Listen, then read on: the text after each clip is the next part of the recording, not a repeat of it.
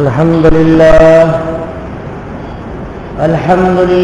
نحمده ونستعينه ونستغفره ونؤمن به ونتوكل عليه ونعوذ بالله من شرور أنفسنا ومن سيئات أعمالنا من يهده الله فلا مضل له ومن يضلله فلا هادي له ونشهد أن لا إله إلا الله وحده لا شريك له ونشهد أن سيدنا ومولانا محمدا عبده ورسوله وصلى الله تعالى عليه وعلى آله وأصحابه أجمعين أما بعد فأعوذ بالله من الشيطان الرجيم بسم الله الرحمن الرحيم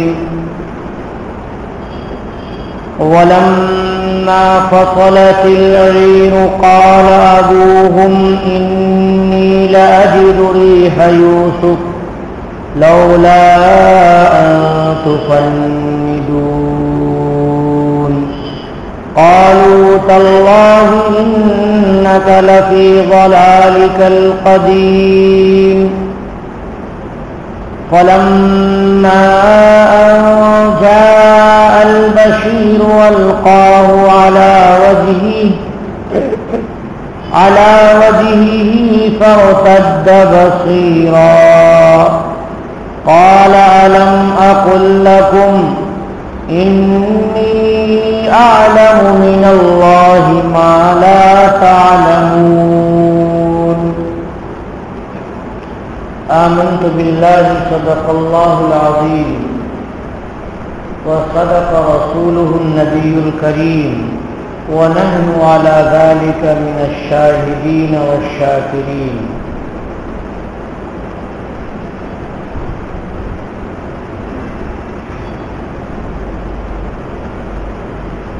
برادران محترم، بات یہاں تک پہنچی تھی حضرت یوسف علیہ السلام کے قصے میں کہ حضرت نے اپنی قمیص بھائیوں کو دی کہ لے جاؤ اس قمیص کو والد صاحب کے چہرے پہ ڈالو تو روشنی دوبارہ آ جائے گی۔ آنکھ بالکل سفید ہو گئی تھی روتے روتے، 34 سال رونے کے بعد آنکھ کی روشنی چلی گئی اور 6 سال تک نابینا رہے، کل 40 سال تک حضرت یعقوب علیہ السلام نے پریشانی جھیلی، آزمائش جھیلی۔ بتایا تھا کہ یہ قمیص وہ ہے جو حضرت ابراہیم علیہ السلام کو اللہ تعالی نے جنت سے بھیجا تھا جس وقت نمرود نے آگ میں ڈالنا چاہا تھا اور کپڑے اتار کر کے آگ میں ڈالے تھے، تو اللہ تبارک و تعالی نے جنت سے کرتا حضرت ابراہیم علیہ السلام کو بھیج کر کے پہنایا۔ وہی کرتا حضرت اسحاق علیہ السلام کے پاس آیا اور وہی حضرت یعقوب علیہ السلام کے پاس، اور وہی کرتا حضرت یوسف کے گلے میں تبرک کے طور پہ ڈالا ہوا تھا۔ غرض یہ کہ وہ کرتا حضرت ابراہیم علیہ السلام کا تھا کہ اس کرتے کو آگ میں بھی نہیں جلایا، اور جنت کے اس کرتے کی خصوصیت یہ تھی کہ جو آدمی صحت مند نہ ہو اور کرتا اس سے لگ جائے تو وہ آدمی صحت مند ہو جائے۔ تو اللہ تبارک و تعالیٰ نے حضرت جبریل علیہ السلام کے ذریعے حضرت یوسف علیہ السلام کو یہ بتایا کہ اس کرتے کی یہ خصوصیت بھی ہے کہ اس سے روشنی واپس آ جاتی ہے آپ اپنے بھائیوں کے ذریعے اس کرتے کو بھیج دیجیے۔ اس لیے بھی بھیج دیجیے کہ حضرت یوسف علیہ السلام مملکت کو سنبھالے ہوئے ہیں، اگر وہ تھوڑی بھی غیر حاضری کریں گے تو وہاں لوگوں کو پریشانی ہو سکتی ہے اور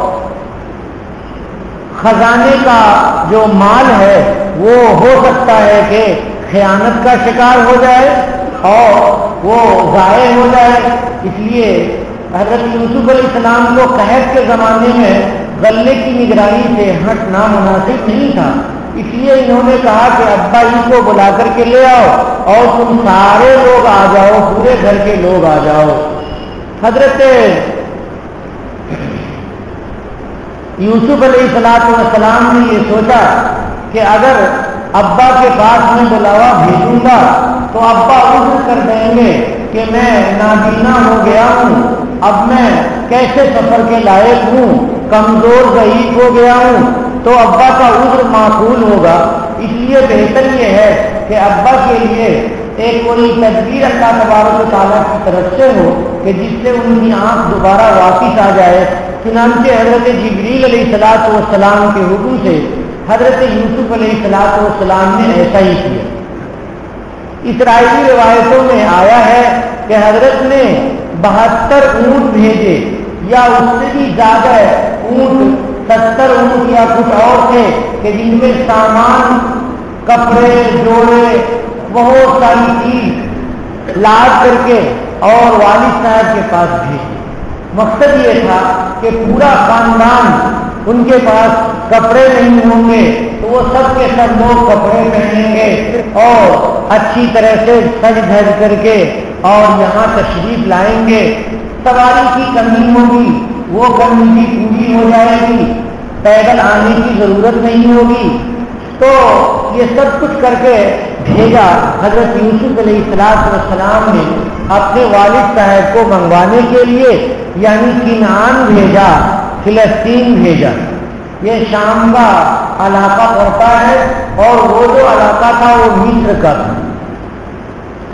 ابھی بھائیوں کو انہوں نے کرتا دیا ہے اور بھائی مصر کے شہر سے نکلے ہیں اور اس کے بارڈر پر آئے ہیں۔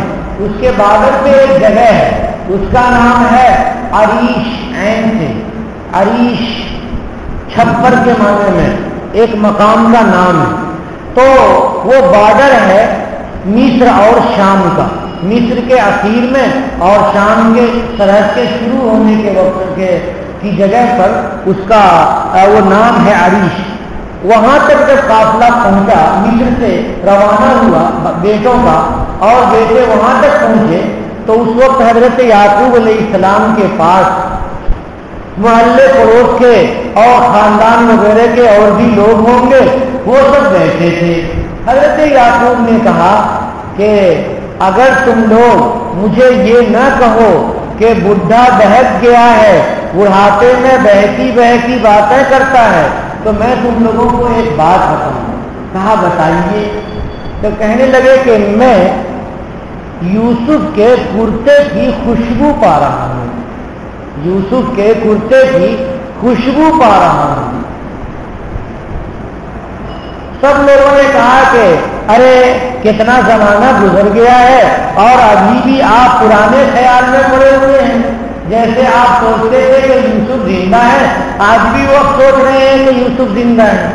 آپ اس طرح کا خیال نہ کیجئے، یہ تو پرانی بات ہو گئی، بہت پرانی ہو گئی۔ حضرت یعقوب علیہ السلام نے کہا کہ نہیں ایسی بات نہیں، پرانی بات نہیں۔ یہاں پر ایک اور بات سمجھیں، حضرت مجدد الفسانی رحمۃ اللہ علیہ نے یہ بھی لکھا ہے کہ یہ کرتا ضروری نہیں ہے کہ جنت سے آیا ہوا ہو، کیوں کہ ایسا بھی ہو سکتا ہے کہ حضرت یوسف علیہ السلام کا ذاتی کرتا ہو، اور یہ بھی ہوتی اس لیے کہ حضرت یوسف علیہ السلام کو جو اللہ تبارک و تعالیٰ نے حسن عطا فرمایا تھا، پوری کائنات، پوری دنیا کے حسن کا آدھا حصہ بانٹ کر کے حضرت یوسف علیہ السلام کو اللہ تعالیٰ نے دے دیا تھا۔ تو یہ حسن جو ہے یہ بھی جنت کا حصہ ہے، جنت کا تحفہ ہے۔ تو یہ جنت کا تحفہ اور جنت کی چیز حضرت یوسف علیہ السلام کو حاصل ہے، تو جو کرتا وہ پہنیں گے اس کرتے میں بھی کچھ خوبیاں اور کچھ خصوصیات ہو جائیں گی. تو اس لیے یہ کہنا یہ ضروری نہیں ہے کہ یہ حضرت ابراہیم کا کرتا ہو، ایسا بھی ہو سکتا ہے کہ یہ حضرت یوسف علیہ السلام کا کرتا ہو اور انہوں نے اپنے کرتے کو اپنے والد صاحب کے لیے بھیجا ہو. غرض یہ کہ کوئی بھی بات ہو، اکثر مفسرین نے تو وہی لیا ہے کہ یہ حضرت ابراہیم علیہ السلام کا کرتا ہے، جیسا کہ میں نے آپ حضرات کو بتا دیا.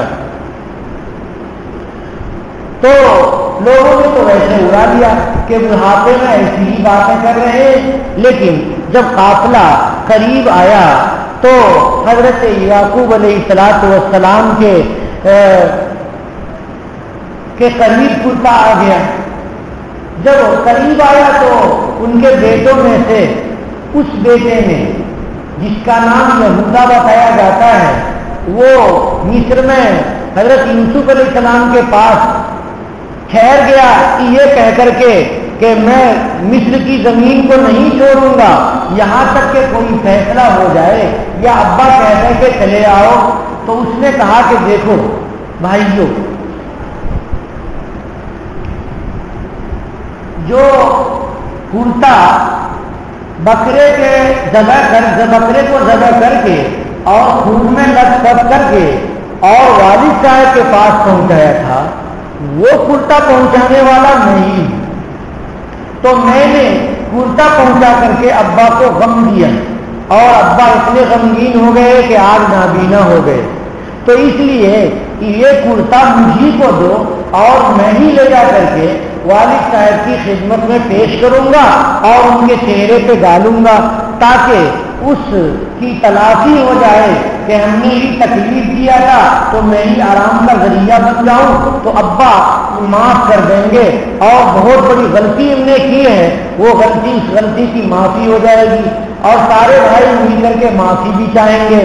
حضرت یوسف سے تو معافی چاہ لیا ہے اور اب جا کر کے والد صاحب سے بھی معافی چاہ لیں گے. چنانچہ یہودا نے وہ کپڑا کرتا لیا اور والد صاحب کی خدمت میں پہنچے اور ابا کے چہرے پہ ڈالا. جیسے ابا کے چہرے پہ ڈالا ابا ایک دم بینا ہو گئے، صحت مند ہو گئے. کہا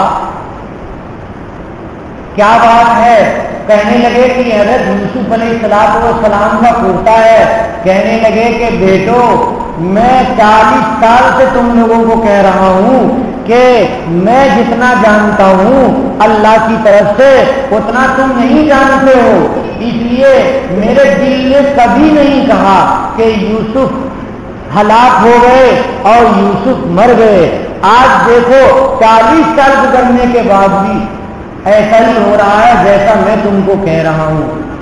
غرض یہ کہ سارے بھائیوں نے مل کر کے کہا کہ ابو ہم لوگوں کو معاف کر دیجئے اور ہمارے لیے اللہ تبارک و تعالیٰ سے معافی کی درخواست کیجئے کہ میں نے آپ کو، جبکہ آپ اللہ کے نبی ہیں، ہم بہت زیادہ ہم نے ستایا. تو حضرت یعقوب علیہ السلام نے کہا کہ میں اللہ تبارک و تعالیٰ سے تھوڑی دیر کے بعد انشاءاللہ میں تھوڑی دیر کے بعد اللہ تعالیٰ سے تم لوگوں کے لیے استغفار کروں گا، معافی طلب کروں گا. وہ کون سا وقت تھا؟ مفسرین کہتے ہیں کہ حضرت یعقوب علیہ السلام نے یہ سوچا کہ تہجد کا وقت جب آئے گا تب میں تہجد میں اللہ تبارک و تعالیٰ سے سارے بیٹوں کے لیے معافی کی درخواست کروں گا کہ اے اللہ ان بیٹوں نے بہت بڑی غلطی کی، مجھے بھی ستایا کہ میں آپ کا نبی ہوں اور یوسف کو بھی ستایا کہ وہ بھی آپ کے نبی ہیں. غرض یہ کہ حضرت یعقوب علیہ السلام نے تہجد کے وقت تک کے لیے دعا کو مؤخر کیا. بعض دوسرے مفسرین یہ کہتے ہیں کہ وہ جمعہ کی رات کے لیے مؤخر کیا کہ جمعہ کی جو رات ہوتی ہے وہ بھی اجابت کے قریب ہوتی ہے، اللہ تبارک و تعالیٰ سے دعا کرنے کے لیے انہوں نے مؤخر کیا اور اللہ تبارک و تعالیٰ سے دعا کی. اللہ تبارک و تعالیٰ نے سارے بیٹوں کے گناہ کو معاف کر دیا. اب تیاری شروع ہو گئی یعقوب علیہ السلام کو لے جانے کی. ابا صحت یاب ہو گئے اور ابا کی آنکھ بھی واپس آ گئی، اس لیے وہاں جانے میں کوئی دشواری نہیں. سواری بھی حضرت یوسف نے بھیج رکھی ہے اور کپڑے وپڑے کے بہت سارے جوڑے، بہت ساری قسمیں انہوں نے بھیج رکھی ہے، اس لیے اب کوئی حرج نہیں ہے جانے میں. تیاری شروع ہو گئی. حضرت یعقوب علیہ السلام سارے خاندانوں کے ساتھ حضرت یوسف علیہ السلام کے لیے تشریف لے گئے. جب ان کو خبر ہوئی کہ اب والد صاحب تشریف لانے والے ہیں تو یوسف علیہ السلام نے 4000 سواروں کے ہاتھ اور بہترین سجے دھجے گھوڑے اور اونٹوں کے ساتھ انہوں نے ابا کا استقبال کیا اور شہر سے باہر نکل کر کے ابا کے استقبال کے لیے اسی مقام عریش کے پاس ملاقات ہوئی. جب حضرت یوسف علیہ السلام کی نگاہ پڑی تو حضرت جبریل علیہ السلام نے کہا کہ آپ سلام نہ کیجئے، پہلے ابا کو سلام کرنے دیجئے کہ ابا کے سلام سے آپ کو دعا نصیب ہو جائے گی ابا کی. چنانچہ حضرت یعقوب علیہ السلام نے سلام کیا بیٹے کو. السلام علیکہ یا مذہب الاذہان، اے بیٹے، اے غم کو دور کرنے والے، تیرے اوپر اللہ تبارک و تعالیٰ کی سلامتی ہو. حضرت یوسف علیہ السلام نے بھی سلام کا جواب دیا اور قریب ہو کر کے گلے لگے اور بہت روئے جیسا کہ ایک محبت کرنے والے باپ اور ایک فرمانبردار اور ایک نہایت ہی محبوب ترین فرزند کے ملنے سے جو کیفیت ہوتی ہے وہ ساری چیزیں وہاں پر ہوئی. مفسرین وہاں پہ کہتے ہیں کہ بس تصور ہی کر لیجئے کہ دونوں لپٹ کر کے کتنے روئے ہوں گے. آنسوؤں سے حضرت یوسف علیہ السلام روئے. حضرت یعقوب علیہ السلام خوشی سے آنسو نکالنے لگے. کبھی کبھی غم زیادہ ہوتا ہے تو آنکھوں سے آنسو نکلتا ہے اور کبھی کبھی خوشی زیادہ ہوتی ہے تو آنکھوں سے آنسو نکل جاتا ہے. غرض یہ کہ بہت زیادہ لپٹ کر کے روئے.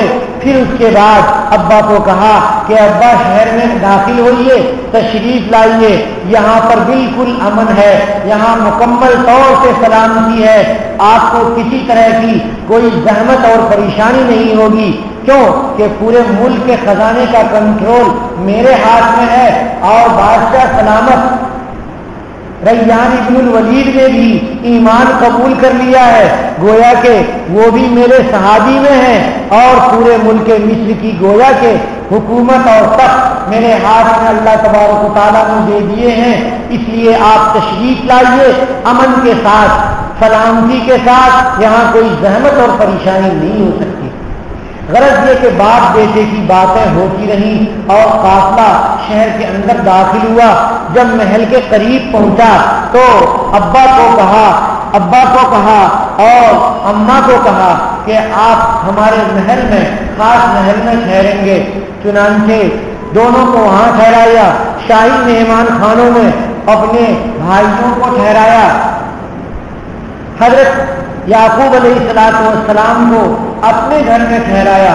اب یہ ہے کہ یعقوب علیہ السلام کے ساتھ جو ان کی اہلیہ تھی، یہ کون اہلیہ تھی؟ میں نے شروع میں ہی آپ کو بتایا اور کئی مرتبہ بتایا کہ حضرت یوسف علیہ السلام کی والدہ راحیل کا انتقال ہو گیا تھا اور وہ لیا ان کی خالہ سے حضرت یعقوب علیہ السلام نے نکاح کیا تھا. لیکن یہودیوں کی جو روایتیں ہیں، اسرائیلیات اور آج کے جو یہودی ہیں، یہ تسلیم نہیں کرتے کہ یوسف علیہ السلام کی والدہ کا انتقال ہو گیا تھا اور ان کی خالہ حضرت یعقوب کی کے نکاح میں تھی.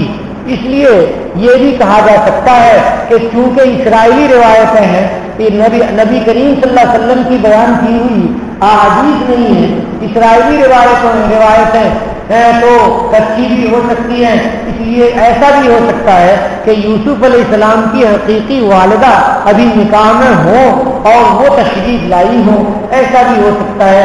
اسرائیلی روایتیں ہیں، اس لیے کسی ایک روایت ہی کو ہم تسلیم کریں اور دوسری روایت کو ہم رد کر دیں، ایسا نہیں کر سکتے۔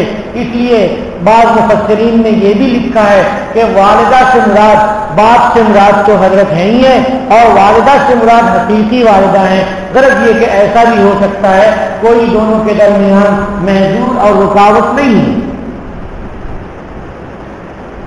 اب جب اپنے محل میں ٹھہرایا، کھلایا پلایا، ساری چیزیں ہوئی، تو حضرت یعقوب علیہ السلام اگلے دن تشریف لاتے دربار میں، اور حضرت یوسف علیہ السلام کا دربار لگتا، کیونکہ دربار لگے گا تب تو غلے تقسیم ہوں گے۔ چنانچہ حضرت یوسف علیہ السلام کا دربار لگا اور وہ اپنے تخت پہ بیٹھے، اور ابا کو اور اماں کو کہا کہ آپ لوگ ہمارے تخت پہ بیٹھیں گے، آپ نیچے نہیں بیٹھیں گے۔ تو والدین کی کہ ادب کا تقاضا یہ ہے کہ اولاد والدین کو اونچا بٹھائے اور والدین کو عزت کی جگہ میں بٹھائے، ایسا نہ ہو کہ کہیں پر ایسا بٹھائے کہ اولاد اونچی جگہ پر ہو، والدین نیچی جگہ پر ہو، یہ ادب کے خلاف ہے۔ تو حضرت یعقوب علیہ السلام کو اور ان کی اہلیہ کو حضرت یوسف علیہ السلام نے اپنے تخت پہ اپنے عرش پہ بٹھایا، سارے بھائیوں کو اپنے سامنے نہایت ہی اعزاز کے ساتھ بٹھایا۔ جب وہ لوگ دربار میں حاضر ہوئے تو اس وقت سب نے ادب کے لیے اب اپنے کو جھکایا۔ ادب کے لیے جھکایا جاتا ہے اپنے سر کو، تو وہ اپنے سر کو انہوں نے ایسے جھکایا، اسی جھکانے کو سجدہ کہا جاتا ہے۔ اور سجدے کے معنی جھکانے کے ہیں، یہ مطلب نہیں ہے کہ جیسے نماز کا سجدہ ہوتا ہے ویسے زمین پہ سجدہ کر لیا، ایسا سجدہ کسی مخلوق کو جائز نہیں ہے کرنا۔ اس لیے کہ اللہ کے نبی صلی اللہ علیہ وسلم نے ارشاد فرمایا کہ اگر کسی مخلوق کو سجدہ کرنا جائز ہوتا تو میں عورتوں کو حکم دیتا کہ وہ اپنے شوہر کو سجدہ کریں، لیکن چونکہ کسی مخلوق کو سجدہ کرنا جائز نہیں ہے، اس لیے میں کسی عورت کو کسی حکم نہیں دیتا کہ وہ اپنے شوہروں کو سجدہ کریں۔ اس لیے سجدہ کرنا شوہروں کو بھی جائز نہیں ہے، قبروں کو بھی جائز نہیں ہے، اور کسی اور غیر اللہ کے پاس جائز نہیں ہے۔ جو غیر مسلمین ہوتے ہیں، اللہ تعالیٰ پر ایمان نہیں رکھتے ہیں، وہ بتوں کے سامنے، مورتیوں کے سامنے زمین میں سجدے کے لیے جھک جاتے ہیں کہ جیسے کہ اللہ کے سامنے مسلمان سر رکھ کر کے زمین پہ جھکتا ہے ویسے جھک جاتے ہیں۔ میں اتفاق سے چترا دورا میں تھا، اور کرناٹک کا ایک علاقہ ہے، وہاں میں نے ایک مندر معلوم ہوا کہ اس علاقے میں ایک بہت بڑا مندر ہے، تو میں نے کہا کہ چلو دیکھتے ہیں جا کر کے کہ وہاں کیا کیا ہوتا ہے۔ تو ہمارے ساتھی تھے، انہوں نے کہا کہ چلو، میں گیا اور جا کر کے ساری چیزوں کا معائنہ کیا، دیکھا وہاں لوگوں کو جانے آنے کی اجازت ہے، کوئی ممانعت نہیں۔ تو میں گیا، سب جگہ دیکھا۔ اس کے بعد جو خصوصی بڑے وہاں کے کنڈک کا جو محل سرائے تھا، ان کی بیٹھک تھی، وہاں دیکھا کہ بالکل سناٹا ہے۔ تو میں نے جانا چاہا تو مجھے کوئی رکاوٹ ہوئی نہیں، تو میں گیا اور ان کے محل کو بھی دیکھا، اور معلوم ہوا کہ ابھی 2 منٹ میں وہ نکلنے والے ہیں اور کہیں جانے والے ہیں۔ تو اتنے میں دیکھا کہ دروازہ کھلا اور وہ پنڈت جی وہاں سے نکلے۔ ایک آدمی جو باہر سے آ رہا تھا اور میرے قریب میں کھڑا تھا، پنڈت جی کو دیکھا تو وہ بالکل گھیروے لباس میں اور ایک لنگی باندھے ہوئے ہیں، ایک چادر باندھے ہوئے ہیں، اور سر بالکل بال تراش رکھا ہے اور موچ داڑھی ساری تراش رکھی ہے۔ تو دیکھا اس آدمی کو جو ان کے لیے باہر کھڑا تھا، وہ سیدھے زمین پر سر رکھ کر کے ان کے پیر پہ گر گیا، ان کے پیر کے سامنے بالکل زمین پہ سر رکھ کر کے سجدہ کرنے لگا۔ میں نے کسی مخلوق کا سجدہ کرتے ہوئے اتنے قریب سے نہیں دیکھا تھا، میرے رونگٹے کھڑے ہو گئے۔ میں نے اللہ تبارک و تعالیٰ سے استغفار کیا، اللہ تعالیٰ اے اللہ ایک انسان کیسا گمراہ ہو گیا ہے، ایک انسان کے سامنے جھک رہا ہے، اے اللہ تیرا احسان ہے کہ تو نے اپنے سامنے جھکنے کا طریقہ صرف بتایا، ایمان کی دولت نصیب فرمائی، حضور کی امت میں بنایا، اے اللہ تیرا شکر ہے کہ اے اللہ گمراہ نہیں کیا، ورنہ ہم بھی کہیں کسی غیر انسان کسی غیر اللہ کے سامنے جھکے ہوئے ہوتے۔ ایسا دیکھا کہ اس سے مجھے بڑی کراہت ہوئی، بہت ہی انقباض ہوا۔ پنڈت جی نے جو دیکھا کہ یہ ٹوپی کرتے والے یہاں پر ہیں تو ایک دم سے بڑھ کر کے اور مصافحہ کیا، اور کہاں سے آئے ہیں؟ تو میں نے کہا کہ میں دیوبند سے آیا ہوں۔ تو کہنے لگے اچھا، بہت خوشی ہوئی کہ آپ یہاں پر آئے۔ اس کے بعد ایک کارندے کو کہا، کام کرنے والے کو جو ان کا کوئی خادم تھا خاص، کہ یہ لوگ یہ دیوبند سے آئے ہیں، ان کو پورا گھماؤ، پورے مندر کی سب جگہ گھماؤ ان کو۔ اور کہا کہ مجھے کچھ کام ہے اس لیے میں نکل رہا ہوں۔ میں نے کہا نکلیے جائیے۔ معلوم ہوا کہ وہ پڑھ کر کے بنارس سے آئے ہیں، ان کی تربیت بنارس کے مندر میں ہوئی ہے۔ بہرحال تو میں نے کسی مخلوق کے سامنے سجدہ کرتے ہوئے پہلی مرتبہ دیکھا، بہت ہی زیادہ کرب ہوا۔ میرے دوستوں، میرے محترم بزرگوں، حاضرین، آپ سے گزارش ہے کہ کہیں بھی کچھ ہو جائے سر کسی کے سامنے نہیں جھکانا۔ کبھی کیا کہتے ہیں، کوئی بزرگ شخصیت، بڑی اونچی شخصیت سامنے ہو تو ان کو اگر احترام دینا ہو تو ان کی پیشانی کو بوسہ دیجیے۔ کس کو؟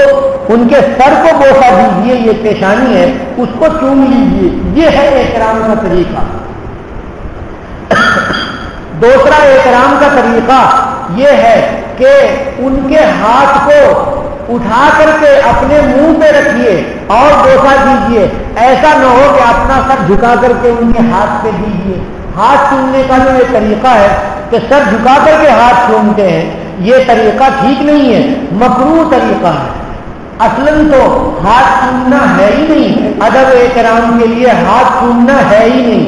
علماء دیوبند نے اس کو پسند نہیں کیا ہے، لیکن اگر چوما بھی جائے تو ہاتھ اٹھا کر کے اور ہونٹ پہ لا کر کے چوما جائے، سر کو جھکا کر کے نہ چوما جائے، یہ طریقہ غلط ہے۔ اور پیر چومنے کا طریقہ تو جائز ہی نہیں ہے۔ حیدرآباد میں دیکھا کہ پوتے پوتیاں اور نواسے نواسیاں وہ آتے ہیں دادا نانا دادی نانی کے پاس اور ان کے پیر چھو کر کے سلام کرتے ہیں۔ ان کے یہاں سلام کا ایک طریقہ تو جیسے یہ ہے کہ ہم لوگ ایک دوسرے سے سلام کر لیتے ہیں، مصافحہ کر لیتے ہیں۔ ایک دوسرا طریقہ یہ ہے کہ وہ تھوڑا سا سر جھکاتے ہیں، ہر ایک کے سامنے تھوڑا سا ہاتھ اٹھاتے ہیں اور سر جھکاتے ہیں۔ ایک اور طریقہ ان کے یہاں ہے کہ وہ بالکل فرشی سلام کرتے ہیں۔ فرشی سلام کا مطلب ہوتا ہے کہ رکوع کی طرح جھک جاتے ہیں اور اپنے ہاتھ کو ایک بار سر پہ لے جاتے ہیں، ایک بار زمین پہ لے جاتے ہیں، اور ایک بار سر پہ لے جاتے ہیں، ایک بار زمین پہ لے جاتے ہیں، بڑے آدمی کے سامنے احترام کے لیے۔ بھائیوں، یہ احترام کا طریقہ بھی حرام ہے، یاد رکھنا، حرام ہے، ناجائز ہے۔ کسی مخلوق کے سامنے سر کو جھکانا جائز ہی نہیں ہے۔ قدم بوسی وغیرہ بھی ہمارے یہاں جائز نہیں ہے۔ قدم بوسی کرنے کے لیے سر کو جھکانا پڑتا ہے، اس لیے جائز نہیں ہے۔ ایسا ہو سکتا ہے کہ والدین چارپائی پہ لیٹے ہوئے ہوں اور بے بچہ فرما بردار اولاد زمین پہ بیٹھی ہوئی ہو اور ماں باپ کے پیر ان کے ہونٹ کے قریب ہوں تو ان پیروں کو وہ چوم سکتا ہے، اس میں کوئی حرج نہیں ہے۔ لیکن اپنے سر کو جھکا کر کے پیر کو چومے، اس کی اجازت نہیں، یہ مکروہ ہے، بلکہ مکروہ تحریمی ہے۔ تو یہ درمیان میں مسئلہ آ گیا، اس لیے میں نے آپ کو بتا دیا۔ دیکھا حضرت یوسف علیہ السلام نے کہ 11 بھائی اور ماں اور باپ یہ سب کے سب جھکے ہوئے ہیں ان کے سامنے، تو کہنے لگے ابا متوجہ ہوئے، کیا بیٹا؟ یہی خواب کی تعبیر ہے۔ ہاں یاد آیا، تم چھوٹے تھے اور تم نے جو خواب دیکھا تھا اور میں نے کہا تھا کسی سے نہ بیان کرنا، ہاں اسی خواب کی تعبیر ہے کہ آج 11 کے 11 بھائی میرے سامنے جھکے ہوئے ہیں اور چاند اور ستارے بھی جھکے ہوئے ہیں، ماں اور باپ بھی جھکے ہوئے ہیں ہمارے سامنے۔ یہ اللہ تبارک و تعالیٰ نے خواب کی تعبیر عنایت فرمائی ہے۔ پھر حضرت یوسف علیہ السلام نے اللہ تبارک و تعالیٰ کے احسان کا تذکرہ کیا کہ ابا اللہ کا میرے اوپر احسان ہے کہ اللہ تعالیٰ نے جیل سے نکال کر کے اور ہمیں بادشاہ بنا دیا۔ اللہ کا احسان ہے کہ اللہ نے آپ کو صحرا سے نکال کر کے، دیہات سے نکال کر کے اور مصر شہر میں اور تخت شاہی تک آپ کو پہنچا دیا۔ یہ اللہ تبارک و تعالیٰ کا احسان ہے۔ اللہ کے احسان کے وقت میں آدمی اچھی چیزیں ذکر کرتا ہے، کوئی ایسی چیز ذکر نہیں کرتا کہ جس سے سامنے والے کو تکلیف ہو جائے۔ مفسرین کہتے ہیں کہ یہ بھی تو اللہ کا احسان تھا کہ کنویں سے اللہ نے نکال لیا، لیکن اس کو حضرت یوسف علیہ السلام نے کیوں نہیں بیان کیا؟ اس لیے نہیں بیان کیا کہ جہاں یہ بیان کرتے کہ کنویں سے اللہ نے مجھے نکالا تو بھائی شرمندہ ہو جاتے، سارے بھائی شرمندہ ہو جاتے اور ان کو یہ احساس ہوتا کہ دیکھو میں نے کتنی بڑی غلطی کی کہ کنویں میں میں نے اپنے بھائی کو ڈال دیا تھا۔ اس لیے بھائیوں کو شرمندگی سے بچانے کے لیے حضرت یوسف علیہ السلام نے اپنی بلند کرداری کی وجہ سے اور اپنی بلند اخلاقی کی وجہ سے انہوں نے بیان نہیں کیا کہ اللہ نے مجھے کنویں سے نکالا، یہ کہا اللہ نے مجھے جیل سے نکالا، کیونکہ جیل میں ڈالنے والے بھائی نہیں تھے۔ یاد کیجئے گا کہ جب زلیخا کی باری آئی تھی یوسف علیہ السلام نے جیل سے کہا تھا کہ جاؤ پوچھو ان عورتوں کا کیا حال ہوا جنہوں نے اپنے ہاتھ کاٹے تھے۔ یہ بھی کہہ سکتے تھے کہ پوچھ آؤ زلیخا حق پہ تھی یا میں حق پہ تھا، یہ پوچھ کر کے آؤ، لیکن زلیخا کا نام نہیں لیا کیونکہ زلیخا کے گھر میں رہ کر کے اور ان کا نمک کھائے تھے، اس لیے اپنے اخلاق کی بلندی کی وجہ سے زلیخا کا نام وہاں نہیں لیا احتراماً۔ اور ایسے ہی یہاں پر بھائیوں کو حضرت یوسف علیہ السلام نے نہیں کہا تاکہ شرمندہ نہ ہو جائے کہ یہی بھائی کنویں میں ڈالے تھے، کہا کہ اے اللہ بس اللہ تبارک و تعالیٰ نے احسان فرمایا، ورنہ تو شیطان نے تو ہمارے اور آپ کے درمیان دوری پیدا کرنے کے لیے اور ہمارے اور بھائیوں کے درمیان دشمنی پیدا کرنے کے لیے کیا کیا نہیں کیا، شیطان کی طرف منسوخ کیا۔ حضرت یوسف علیہ السلام نے اپنے بھائی کا نام نہیں لیا، غرض یہ کہ اللہ رب العالمین کو کہا کہ اللہ بڑے مہربان ہیں، اسی وجہ سے اللہ تعالیٰ کی مہربانی سے آج ہم اور آپ مل رہے ہیں۔ حضرت یوسف علیہ السلام نے ابا سے کہا کہ ابا آپ نبی ہیں، آپ کو یہ یقین نہیں تھا کہ یوسف ابھی مجھ سے جدا ہوا ہے، لیکن ہاں جنت میں ملاقات ہو جائے گی، جنت میں ملاقات ہو جائے گی۔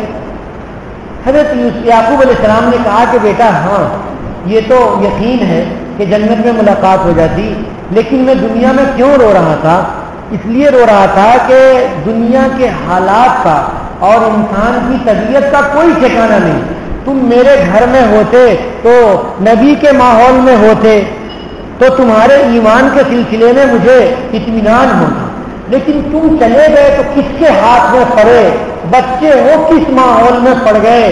کہیں ایسا ہو سکتا تھا، میرے دل میں یہ آتا تھا کہ اگر یوسف سے ایمان چھین گیا تو پھر جنت میں بھی ملاقات نہیں ہوگی، کیونکہ مومن تو جنت میں ہوں گے، غیر مومن تو جنت میں نہیں ہوں گے۔ اس لیے اور بھی گھبراہٹ ہوتی تھی اور جی چاہتا تھا کہ اپنی ان آنکھوں سے، اپنے سر کی آنکھوں سے تم کو دیکھوں۔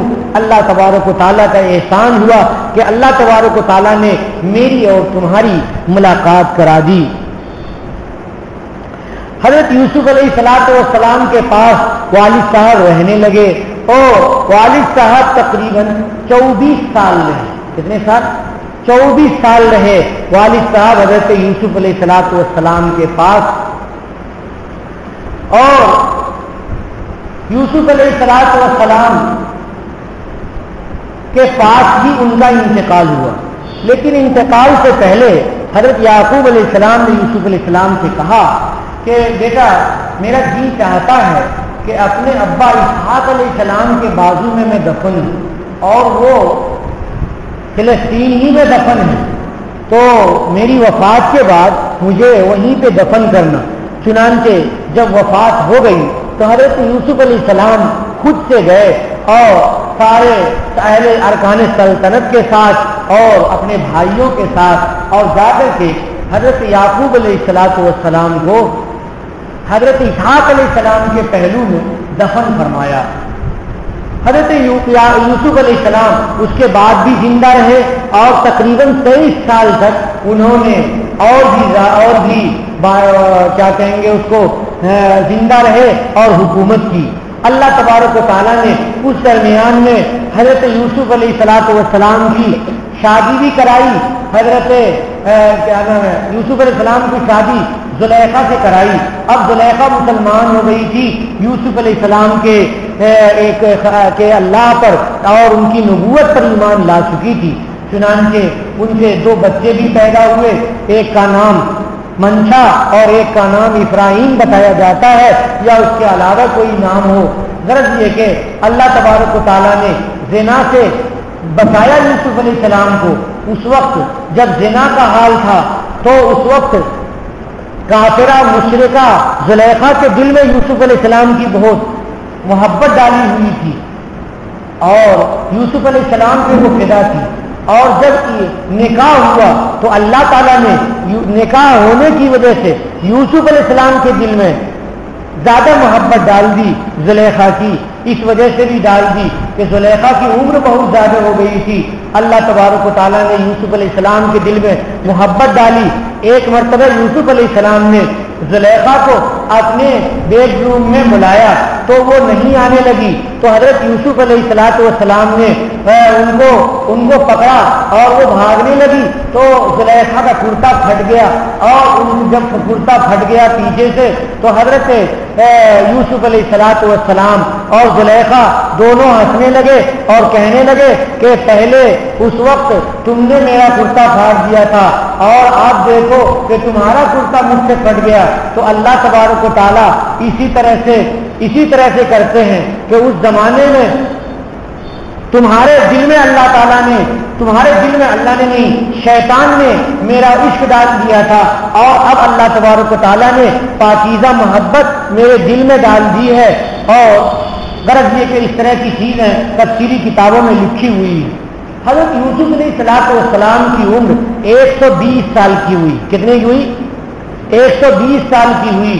اور پھر حضرت یوسف علیہ السلام جب اپنی آخر کو پہنچے، ابھی 1 ہفتہ باقی تھا ان کی وفات کے، تو اللہ تبارک و تعالیٰ سے خوب دعا کرنے لگے کہ اے اللہ تعالیٰ آپ کا احسان ہے کہ آپ نے مجھے بادشاہت عنایت فرمائی اور آپ کا احسان ہے کہ آپ نے مجھے خواب کی تعبیر عنایت فرمائی.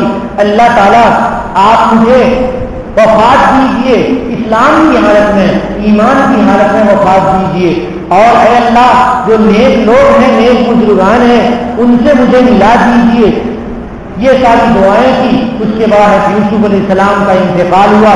پھر یوسف علیہ السلام کو نہایت ہی اعزاز و اکرام کے ساتھ دفن کیا گیا. اور آج بھی لوگ کہتے ہیں کہ یوسف علیہ السلام کی قبر موجود ہے. اس کا نقشہ وغیرہ بھی ملتا ہے، دیکھتے ہیں. اور یوٹیوب پر بھی ان کا قبر وغیرہ کی تصویریں سب ملتی ہیں. لیکن بھائیوں، تاریخی روایات جو حضرت عیسیٰ علیہ السلام سے پہلے کی ہیں، ان روایتوں کو عہد قدیم کی روایت کہتے ہیں. عہد قدیم کی روایتیں پکی نہیں ہے، سچی، اور ضروری نہیں ہے کہ وہ سچ ہو سکتا ہے کہ ہو بھی وہی قبر جن کی نشاندہی وہ لوگ کرتے ہیں، اور ہو سکتا ہے کہ وہ قبر نہ ہو. صرف نبی کریم صلی اللہ علیہ وسلم کی قبر، نبی کریم صلی اللہ علیہ وسلم کے دونوں ساتھیوں حضرت ابو بکر اور حضرت عمر کی قبر چونکہ ایک ساتھ ہے، اس لیے ان کے بارے میں مکمل طور پر یقین ہے کہ یہی قبر ہے. کیونکہ خاتم الانبیاء جناب محمد رسول اللہ صلی اللہ علیہ وسلم کی ختم نبوت کی علامت کے طور پہ اللہ تعالیٰ نے قبر کو بھی باقی رکھا ہے تاکہ لوگوں کو اطمینان ہو کہ بعد میں کوئی نبی نہیں آئیں گے. دوسرے لوگوں کی قبر کی کوئی علامت نہیں موجود ہے. جنت البقیع میں بہت سارے صحابہ کرام، صحابیات، ازواج مطہرات، حضرت فاطمہ وغیرہ کی قبریں ہیں. ان ساری قبروں کے سلسلے میں کچھ نہیں کہا جا سکتا. پہلے سب کے خبے بنے ہوئے تھے، گنبد بنے ہوئے تھے اور اب کوئی علامت باقی نہیں ہے. صرف لوگ اندازے سے کہتے ہیں کہ یہ حضرت عثمان رضی اللہ تعالیٰ عنہ کی قبر ہے اور یہاں پہ حضرت نبی کریم صلی اللہ علیہ وسلم کے بیٹے حضرت ابراہیم رضی اللہ تعالیٰ عنہ کی قبر ہے وغیرہ وغیرہ لوگ کہتے ہیں، مگر کوئی یقینی بات، یقینی تاریخ مکمل طور پر لوگ نہیں بتاتے. اور آج کے جو بادشاہ ہیں وہ اسلامی نشانات، اسلامی علامتیں، اسلامی آثار کو وہ مٹانے کے چکر میں ہیں. اور جو ترکی کی بادشاہ تھی اس زمانے میں ہر نشانی کو، ہر علامت کو انہوں نے باقی رکھ رکھا تھا کہ کون سی علامت کن کے حجرے کی ہے. حضور کے حجرے کی علامت، حضور کے حجرے کے بعد حضرت حفصہ کے حجرے کی علامت اور حضرت فاطمہ کا حجرا، اور پھر اس کے بعد حضرت زینب، حضرت سودا کا حجرا، اور اسی طرح سے حضرت ابوبکر کا خوفہ، اسی طرح سے حضرت عمر رضی اللہ تعالیٰ عنہ کا، حضرت ابن عباس کا جو پرنالا کا مسیح نبی کے سین میں ملتا تھا اس کی علامت. یہ ساری چیزیں ان لوگوں نے محفوظ رکھی تھی. آج جو ترکی کی بنائی ہوئی عمارت ہے وہاں تو ساری علامتیں موجود ہیں، لیکن آج کی حکومت نے جو بنائی ہے عمارت اس میں وہ چیزیں محفوظ نہیں رکھتے ہیں. یہ ان کو آثار اسلامی کے محفوظ رکھنے کا اہتمام نہیں ہے. آج بھی جو مسجد نبوی میں آپ جائیں گے قبلے کی دیوار ہے وہ حضرت عثمان غنی رضی اللہ تعالیٰ عنہ کی بنائی ہوئی ہے. وہ حضرت کی دیوار آج تک باقی ہے. کتنے سال ہو گئے آج تک ان کی بنائی ہوئی دیوار باقی ہے. اور اس کے اور بھی آگے قبلے کو بڑھانا چاہتے ہیں کیونکہ زمین کافی کھلی ہوئی ہے، قبلے کو بڑھانا چاہتے ہیں لیکن ان کو نہیں بڑھایا کیونکہ نبی کریم صلی اللہ علیہ وسلم کا روضہ بہت دور ہو جائے گا اور صحابہ کرام کا کی جو توسیع ہے اس کی نشانی ختم ہو جائے گی. تو ابھی تو الحمدللہ جو کچھ نشانی پہلے کی وہ باقی ہے. غرض یہ کہ یہ ساری باتیں میں نے آپ کے سامنے بیان کی اور آج کا درس یہیں پر پورا ہوتا ہے اور میں ترجمہ کر کے مضمون کو پورا کرتا ہوں. زیادہ لمبا بٹھانا آپ لوگوں کو مناسب نہیں ہے. وَلَمَّا فَصَلَتِ الْعِيرُ جب قافلہ جدا ہوا، کہاں سے جدا ہوا؟ مصر سے جدا ہوا. کہاں سے پہنچا؟ مقام عریش سے پہنچا. قال ابوہم ان کے والد نے کہا انی لاجد ریح یوسف میں یوسف کی خوشبو پا رہا ہوں، یوسف کے قمیص کی خوشبو پا رہا ہوں. لولا ان تفندون اگر تم لوگ مجھے نہ کہو کہ یہ بیوقوف ہو گیا ہے، یہ بیوقوفی کی باتیں کر رہا ہے، یہ بڈھا بڑھاپے میں بہکی باتیں کر رہا ہے. تفندہ کہتے ہیں، فندہ جو فندر و تفریدن کہتے ہیں، بڑھاپے کی وجہ سے کچھ بہتی باتیں کرنے کو. قالوا تاللہ انک لفی ضلالک القدیم جو لوگ وہاں پر موجود تھے حاضرین مجلس انہوں نے کہا کہ اللہ کی قسم آپ بے شک البتہ پرانی غلطی پر ہیں. جو غلطی آپ سوچے ہوئے ہیں اپنے دماغ میں کہ یوسف زندہ ہے اس وجہ سے آپ ایسی باتیں کرتے ہیں. بعض مفسرین نے یہاں پر لکھا ہے کہ کچھ بیٹے حضرت یعقوب علیہ السلام کے پاس رک گئے تھے اور کچھ بیٹے آئے تھے یوسف علیہ السلام کے پاس اور بنیامین کو واپس بلانے کے لیے اور ابا کا خط لے کر کے. تو ایسا بھی ہو سکتا ہے. بعض دوسرے مفسرین کہتے ہیں کہ نہیں، بیٹے وہاں پر موجود نہیں تھے، بیٹے کے علاوہ خاندان کے دوسرے افراد، پڑوس کے دوسرے افراد موجود تھے، انہوں نے ایسا کہا. فلما انجال بشیر القاؤ علی وجہی تو جب بشارت دینے والا آ گیا، بشارت دینے والا کون آ گیا؟ یہوذا یا یہوذا وہ آ گیا تو اس نے بشارت دی. القاہ علی وجہی اس کرتے کو ڈالا والد صاحب کے چہرے پر. فرتد بصیرا تو والد صاحب دوبارہ روشنی دوبارہ نگاہ والے ہو گئے، دوبارہ بینا ہو گئے. قال الم اقل لکم کہا کہ کیا میں نے تم کو نہیں کہا تھا انی عالم من اللہ ما لا تعلمون میں اللہ سے جانتا ہوں ان باتوں کو جو تم لوگ نہیں جانتے ہو. مجھے یقین تھا کہ یوسف کا انتقال نہیں ہوا ہے اور مجھے یہ بھی یقین ہے کہ بنیامین نے چوری نہیں کی ہے. قالوا یا ابانا استغفر لنا ذنوبنا ان لوگوں نے کہا کہ اے ہمارے ابا ہمارے لیے ہمارے گناہوں کی معافی مانگے اللہ تبارک و تعالیٰ سے. انا کننا خاطئین، بے شک ہم لوگ غلطی کرنے والے ہیں. قال سوف استغفر لكم، حضرت یعقوب علیہ السلام نے کہا کہ ان قریب تم لوگوں کے لیے میں اللہ تبارک و تعالیٰ سے استغفار کروں گا. انہ هو الغفور الرحیم، اللہ تبارک و تعالیٰ معاف کرنے والے ہیں، اللہ تبارک و تعالیٰ رحم کرنے والے ہیں. تو جب یہ لوگ داخل ہوئے یوسف علیہ السلام کے سامنے، یعنی بالکل آخری میں جب دربار لگا ہے اس وقت یہ لوگ آئے. آوا اب الیہ ہے وہی ہے، یوسف علیہ السلام نے اپنے قریب جگہ دی اپنے والدین کو. وہ قالت خلو مصر، اور کہا مصر میں داخل ہو آپ لوگ انشاءاللہ تعالی امن کی حالت میں، کوئی بے امنی نہیں ہوگی، یہاں کوئی آپ کو تکلیف نہیں پہنچا سکتا ہے.